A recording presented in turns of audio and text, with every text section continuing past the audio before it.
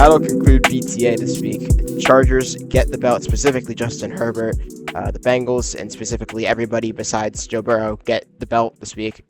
So those things seemingly stay the same as they never change. But moving along here, I actually want to go back to the Bengals for a moment. The Bengals, I have this interesting theory, right, for you. I have a feeling the Bengals just are reliant on one player their entire existence, not even just with Joe Burrow. When you look at the 2010s teams, who was their main guy? It was AJ Green. Everything, how the quarterback played with Andy Dalton, how the rest of the team, the offense handled themselves, how the defense would play based on how the offense was playing, all revolved around AJ Green. Go back even before that, it was Chad Johnson. Go back before it. Just go through the most recent history of the Bengals, which was already a historically not great franchise.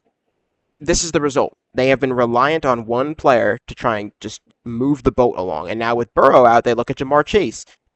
And now he's suspended for a game because he spit. I don't even know. I didn't watch the video, to be honest with you. I have no idea if he actually did or didn't spit on Jalen. He definitely spit. He did? There was definitely fluids that came out of that man's mouth. So the whole thing with Jalen Ramsey, unacceptable from somebody who's supposed to be the leader on that team, especially the offense. It's unacceptable. It's unacceptable. I mean, that's stuff that coaching should be talking about. Like, why is that allowed to happen? That should be something that the front office is dealing with. The consensus thing about the Bengals has always been they're dysfunctional, right? Even when they made the Super Bowl, what was the main thing? The coaching, right? Dysfunctionality of the team. It still lacks. It's still right there. It's evident. We've been saying it for years. I've never been a believer in Zach Taylor. I don't think that he's a great coach. I think he should be fired after the season. If you really want to make Burrow want to stay, make a change that will actually affect the offense or the defense at that. I don't know. This Bengals team is like every year it's a new storyline with them. It's are they going to get back to the AFC title game, to the Super Bowl? Oh, are they going to make the playoffs this year? Oh, can they make this big comeback? Oh, can they do it without Burrow? Why do we need to have all these? Why can't they just be the team that everyone's like, oh, this is going to be a good team in the future? They're not. They have one playoff appearance since that Super Bowl appearance. One. That's embarrassing. And we've had 3 seasons. Yeah, I mean, so the thing with the Cincinnati Bengals for me is it's simply management. I think the front office has done a ridiculous job at managing this team. You have a superstar quarterback, you have a superstar receiver in Jamar Chase. You pay those 2 guys, and then you build a team around him. You don't go pay for guys like I love T. Higgins, but giving him the contract that was given to him, I'm just not sure if doubling up on receiver like that is the move when we have other positions that are more at play here. You know what I mean? We need to build up this offensive line. We need to protect Burrow because he's getting hurt every year. We need to build up this defense because it was historically bad last year, and they made no big changes to it through the offseason, and it's bad again this year. It's just a perpetual loop of bad GMing, bad coaching, as well with Zach Taylor. And I think, to me, that this is a case of a franchise getting lucky. They got so lucky that the year Joe Burrow was available, they get the number 1 pick. You know what I mean? That could have easily been any of the. If it was the Chargers, like you talked about, I think the Chargers have made the playoffs, won to an AFC title game, probably won the Super Bowl, maybe. Wow, so you think Burrow is that much better than Herbert? I think the gap from 4 to 5 in the NFL right now is huge. I genuinely think any of the top 4 quarterbacks on a competent team that didn't run into Kansas City, I think they'd be in the Super Bowl and won it. Even look at the games. I don't mean to stray away from the Bengals, but look at Allen in those games with the Bills. When has their loss in the playoffs ever been really on Allen? Like, you could think of plays, right? Like, there's been lost to the Bengals was kind of bad. No, but the Chiefs, none of the Chiefs' losses were bad. That's what I mean. Like, yeah, there's moments in the game, but generally he plays his game, right? Lamar, he has maybe a moment. He had that one bad pick, I remember, but generally plays a great game. Joe Burrow plays a great game. All of these teams, though, especially the Bills and Bengals, 2 historically just dysfunctional franchises. Unacceptable, especially from the Bengals front. You have the superstar quarterback, and you're not surrounding him with anything to work with except for 2 receivers who now can't create separation because that's the only 2 things the team has to guard. Yeah, and I think it was Yeah, and it was also a bad the spitting thing this whole week was a No, ridiculous yeah. look for Jamar Chase. When I see something like that, I know it's probably not the right thing to do, but I instinctually look at the head coach and go, "Your players are spitting on other players. This is on you." And I know that's not the right thing to do, because Zach Taylor didn't go and spit on Jalen Ramsey. It was Jamar Chase, but it's just an undefendable action from both of them, I believe. And it's even more embarrassing. Did you see the interview where Jamar Chase denied it? He's like, I No, didn't I spit. didn't do it. All right, no. Come on. Like, but there Just own is up to it. video evidence. What are we doing? Just own But up to it. it's just an embarrassment overall right now. Yeah, I don't know. I mean, look, at the end of it, to end my point here, the Bengals could do a million different things to make their offensive star power better. That's great and all. You're Look at the Rams. If you're gonna go all in with that stuff, go all in. Trade your picks. Trade everything that you need to so you can get the pieces around you to go win the Super Bowl now. Because clearly Joe Burrow is getting hurt every year, so if that has to be so you have to pay all these people for 1 year to go make it happen, then go do that. So I don't know. That's how I feel about that. But you talk about about bad performances and bad moments. You want to talk about a certain player in Seattle? Oh no!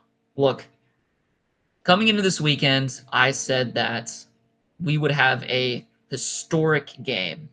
We would have a historic timeline be written into the history books.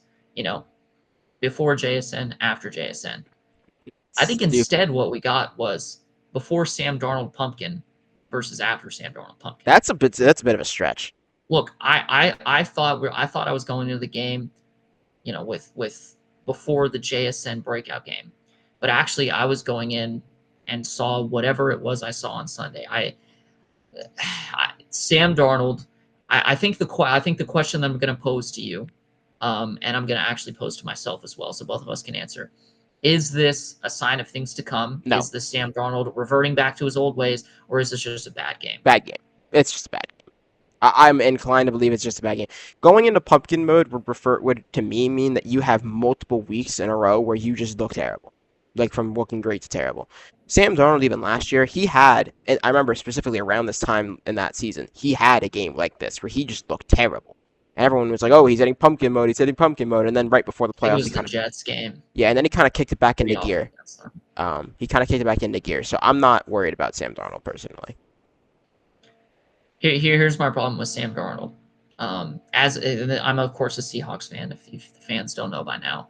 Um, Last year, over the last few years with Geno Smith, my most toxic trait of sports fandom was defending Geno, giving him praise no matter what it was. If he did something bad, I would blame it on the offensive line. But now that Geno is in Las Vegas and he's making the same mistakes in Vegas but worse, I'm able to kind of see it from a different perspective and go, okay, more things were Geno's fault than I thought. And so I feel like I need to be really careful with the way I view Sam Darnold this year. I'm not just going to defend him over everything that happens. And so I have to look at this game objectively.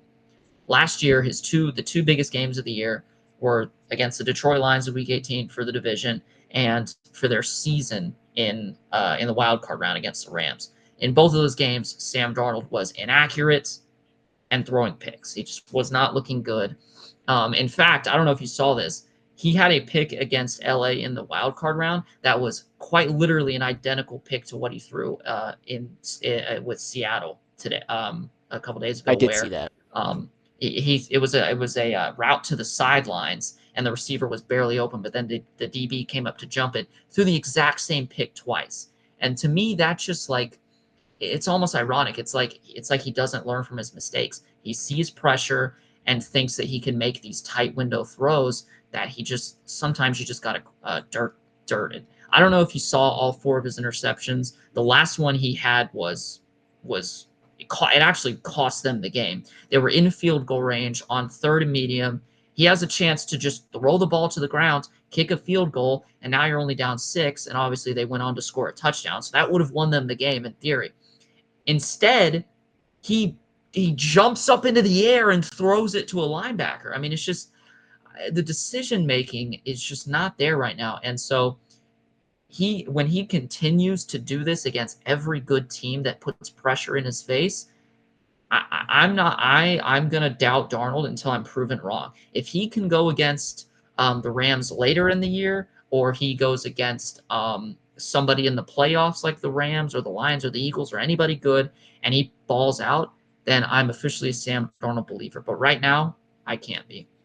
We'll see. I don't know. I'm gonna say this though. Aside from the Rams and Lions games last year, he looked good.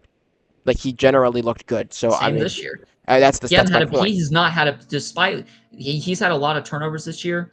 Almost none of them have been his fault. The Rams game was his first bad game of the whole year. So that's my point. So like I'm saying like maybe the Rams are just a team that has his number. It's possible. It's happened in the NFL before. I think of Brady. Oh my God, I can't. I'm now forgetting the team. There was a team that just Brady just could not be consistent I against. mean He the won. Broncos. Yeah, he won. Like he wasn't like losing to them all the time, but they had his number. They was a pretty even game. So um But did he ever throw 4 picks? no, but Sam I don't Darnold's think also he ever had a Sam four Sam interception Darnold's not game. Tom Brady. So like let's that's all my I know, point is. but But either I don't yes, know. you can't make the comparison. I just a 4 interception game is not just a bad game; it is a horrific game. For a lot of quarterbacks, it would be the worst game of their career. But Sam Darnold had, The infamous apparently 2 games in the seeing ghosts. past with 4 picks. One where he was seeing ghosts, and I don't know the other one, but it's not. I need to see it to believe it with Darnold, and I've seen him play great all year. All year he's been great. The moment he gets in a big pressure situation, every time he's crumbled so far. So I'm not going to believe it until I see him because he's yet to play. I guess the Green Bay game last year, where they beat them super late into the season to kind of like make it to where it was between them and the Lions. That was a big game. But even then, he was not perfect. So I need to see performances down the line. Unfortunately, there's nothing else but time that can tell us that. Um, you know, I actually have. I kind of moving the train here. I have two things in front of me. I have a red pill. I don't know if you can see it on the camera here. I got a red pill and I have a blue pill. Here, I'm trying to get the camera to catch it. I got a red pill and a blue pill, Oh, right? okay. So I'm getting hungry. you're getting hungry. So this red pill right here is the off season. This blue pill right here is the regular season and the playoffs. This is the Bears for every year. Look at what pill is left. That's the pill that's left. So you don't know what the Bears decided they were going to do this season. They ate the blue one. They ate the Oh, blue one. You know why? let's go. They started the season slow, right? I was one of their biggest haters because I was like, well, this team, they took Ben Johnson. I've been all this hype about this team going to take a huge step. And while I don't think they've played fantastic on offense, I didn't buy into it. But they play to their opponent. And that's kind of been their strength this season, if anything, honestly. They have been consistent. Everything they do, it feels like they're just destined to win the game once they're down. I don't know why. They'll go down as long as it's between like 3 and 10 points. They'll make a comeback. I don't know why. I couldn't tell you, but every time they just refuse to lose.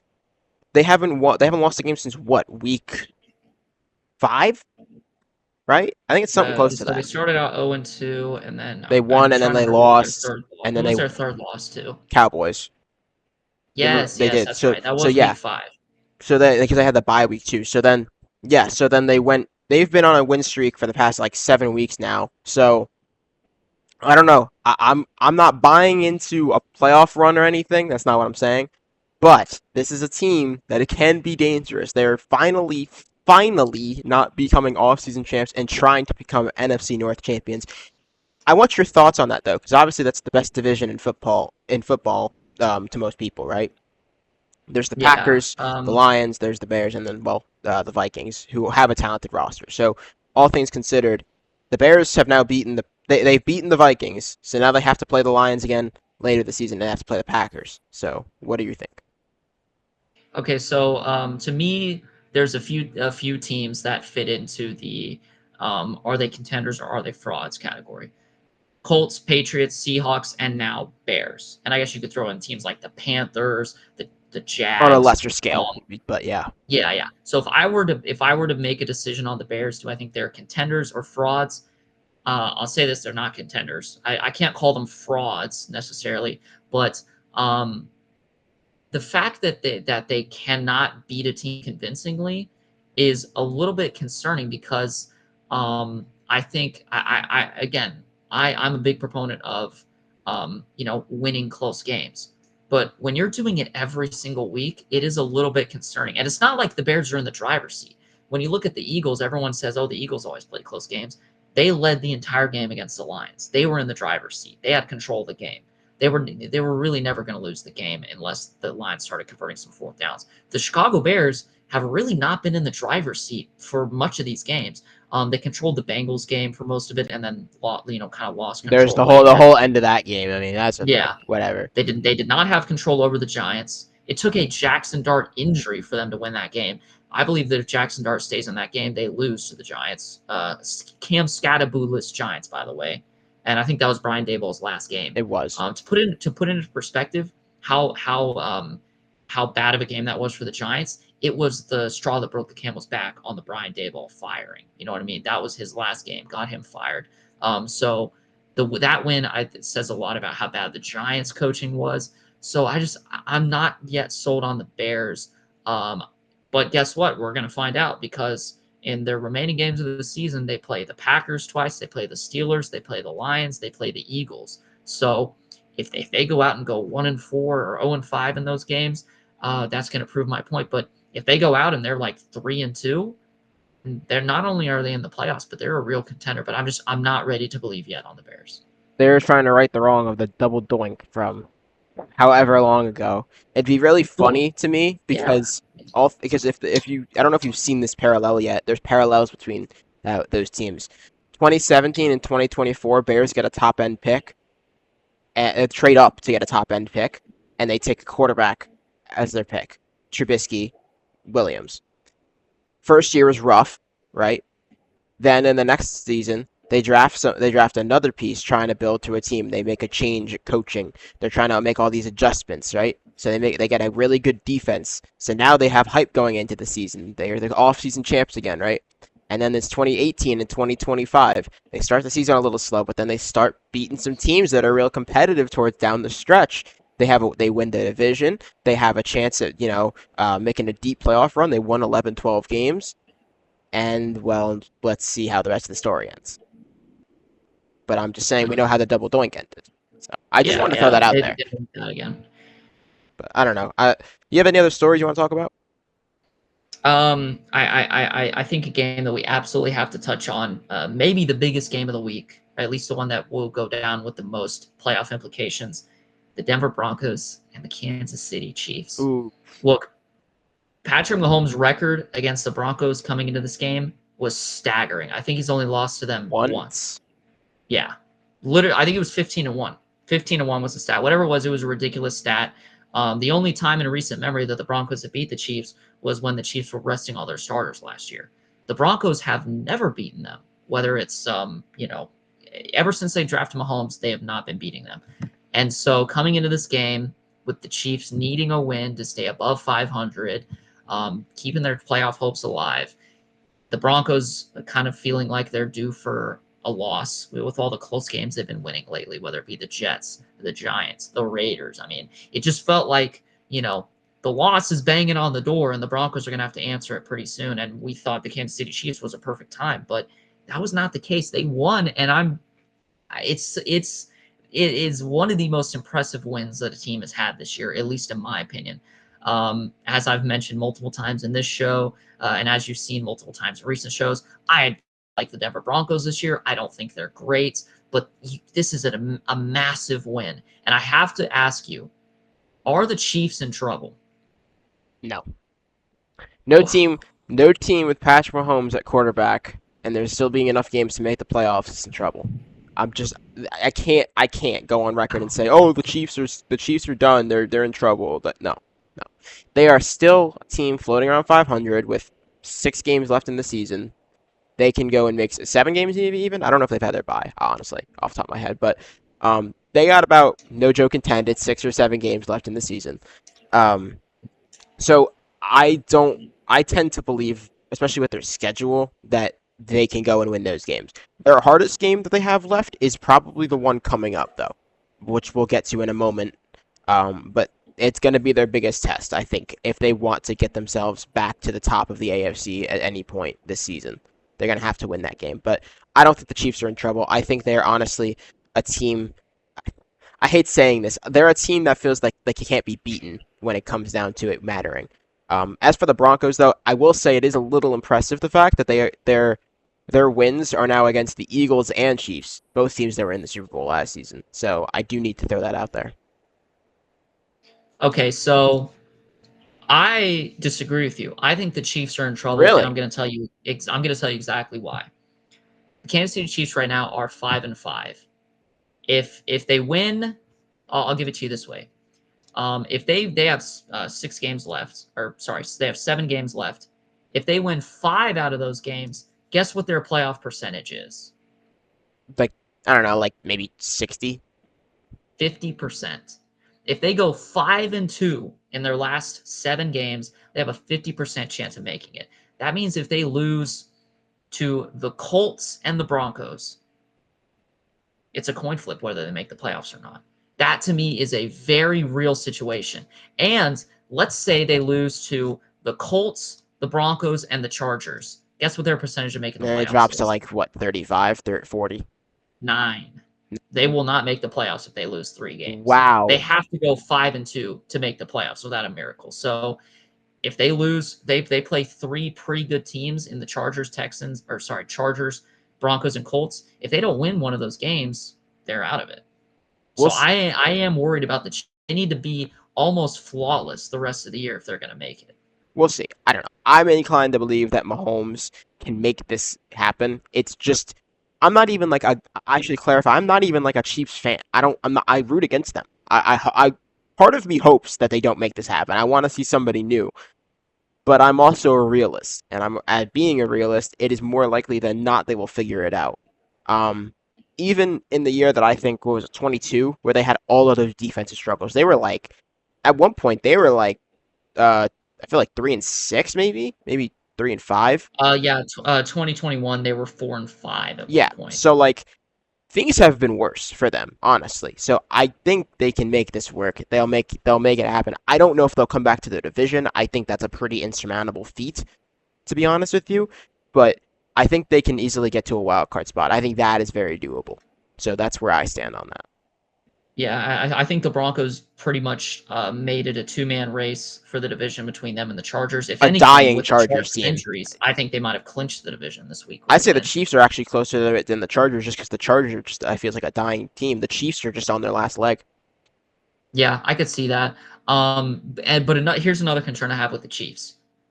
Coming into this game, I thought that the only way the Broncos beat the Chiefs is if they just put together a great defensive game. But instead, what we got late game heroics out of Bo Nix. We got third down conversions, the 3rd and 15 at the end of the game, to keep the drive alive, and then drives them down and they get the field goal. The most shocking part to me is that Bo Nix, this quarterback that me and the rest of the media have been so hard on, just went in and outplayed the best quarterback in the league. Not only did he outplay him, but Patrick Mahomes had a ridiculous game. I mean, he was awful. I just, I am there are serious concerns about the Kansas City Chiefs. This is the first time this year where I'm not sure if they're going to make the playoffs. They might not. You told me a funny joke. I don't remember the exact context to it, but you said Bo Nix chooses each week when he wakes up if he wants to play, like, I don't know, for example, if he wants to play like Drew Brees or Nathan Peterman. He chooses one each week. And I thought that was funny because I think about it. I'm like, he chose to be Drew Brees this week. I will give him credit. He played a great game. Their defense, though, I want to say, they still held the Chiefs to 19. Let's not act like the Broncos defense played poor or even mediocre. Holding a team to 19 points gives you a real chance to win a game. It's 3 touchdowns. So the Broncos did their job, both offensively and defensively. I think that's why they won. I think their win is more on the Chiefs' issues than it is the Broncos performing, to be honest with you, though. But Yeah, I mean, I think it says a lot about the Broncos defense that Patrick Mahomes comes in with MVP numbers. The Chiefs offense comes in with above average stats and pretty good stats in some offensive categories. And they held them to 19, which is good enough to obviously win the game. I think it was a great performance from the Broncos defense, great performance from Bo Nix. Not a great statistical performance for Bo Nix, but he made all the clutch big plays when he had to keep the game alive. So it's I got to give the Broncos their flowers. I know Broncos fans have been waiting for something good on this show instead of just constant harassment and fraud alerts. Are they on fraud alert for me? They're still on there. There's fraud's a 5-letter word, and they fit 4.5 out of those 5 letters. You know what I We mean? haven't put Last week they fit all 5. we Now they're haven't going down. we've taken half of the D out. Yeah, Um, yeah, yeah. so we go. I'm gonna move us No, ahead. I can't take half the D out because the Broncos defense is so good. Let's take Oh half the yeah, F out. let's take half the F out. So they're Yeah, no longer failing, if you get what I'm saying. yeah. Uh, There you go.